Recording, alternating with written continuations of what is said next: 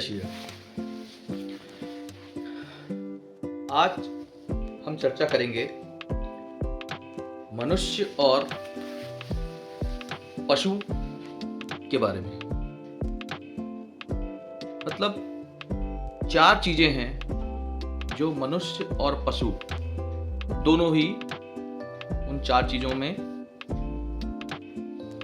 व्यस्त रहते हैं, या उन चारों चीजों को वो जो कर्म एक ऐसे हैं जिनको मनुष्य और पशु दोनों बराबर ही करते हैं।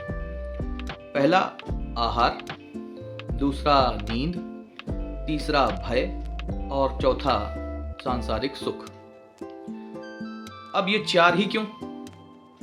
बेसिकली ये 4 चीजें जो हैं बहुत इंपॉर्टेंट हैं। वो चाहे एक पशु का जीवन हो या एक मनुष्य का जीवन। आहार, मनुष्य भी खाने के लिए ही परेशान है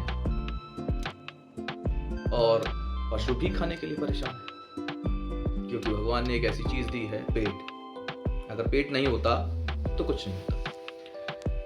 परंतु दोनों में, मनुष्य और पशु में अंतर ये है कि पशु जो है वो सिर्फ अपने पेट भरने के लिए ही खाता है। जो वो खाने के लिए परेशान होता है, जब उसका पेट, जो उसका शरीर में जो पेट होता है, उसको खाने के लिए ही परेशान रहता है। और जब उसका पेट भर जाता है तो वो अपनी उसकी तृष्णा मिट जाती है। मगर मनुष्य एक ऐसा प्राणी है कि उसका पेट तो भर जाता है मगर उसकी तृष्णा नहीं मिटती, और वो लगातार इसी तृष्णा के वश में आकर कई तरीके के पाप भी कर देता है। नींद, पशु को भी नींद आती है, मनुष्य को भी नींद आती है। पशु नींद उतनी ही लेता है जितनी उसको जरूरत है, मगर मनुष्य जो है, कुछ मनुष्य इस प्रकार के होते हैं जो अपनी नींद के वशीभूत होकर अपना बना बनाया काम बिगाड़ लेते हैं। अब भय, पशु को भी भय लगता है, जो उनसे ताकतवर पशु हैं उनसे भय लगता है। मनुष्य को भी भय लगता है, जो उनसे ताकतवर मनुष्य है उनसे भय लगता है। अपनी कमजोरियों से भय लगता है, अपने करने वाले काम में हम विफल ना हो जाएं उससे डर लगता है, उससे भय लगता है। और सांसारिक सुख, सांसारिक सुख का मतलब होता है कि जो पशु होता है वो एक निश्चित समय सीमा में ही सांसारिक सुख लेता है।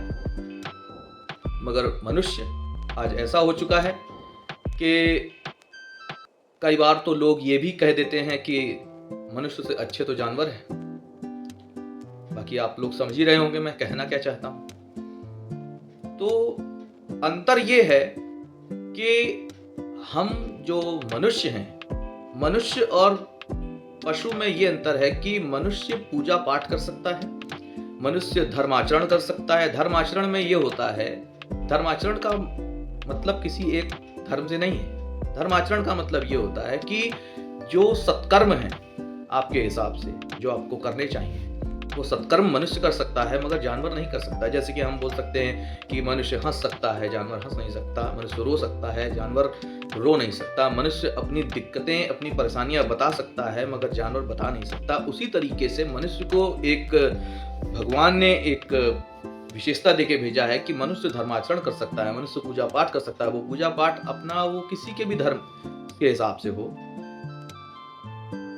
और मनुष्य जितना भी अच्छा क्यों ना हो, अच्छा से तात्पर्य यह है कि वो कितना भी खूबसूरत क्यों ना हो, कितनी अच्छी कदकाठी क्यों ना हो, और अगर उसके आचरण अच्छे नहीं है तो वो शून्य के बराबर है।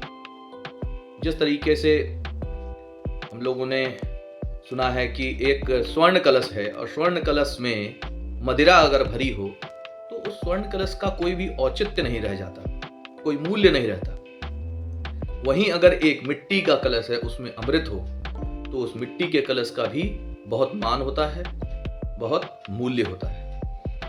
तो सार यही है कि हमें सदैव अपने आचरण पर ध्यान देना चाहिए, ताकि लोग हमारे आचरण का अनुसरण करते हुए हमको सदैव याद रखें। और आचरण अगर अच्छा हो तो वो इंसान के जीते जी नहीं, उसके जाने के बाद, मतलब उसके दुनिया से जाने के बाद भी लोग उसको सदैव याद रखते हैं। जय श्री राम।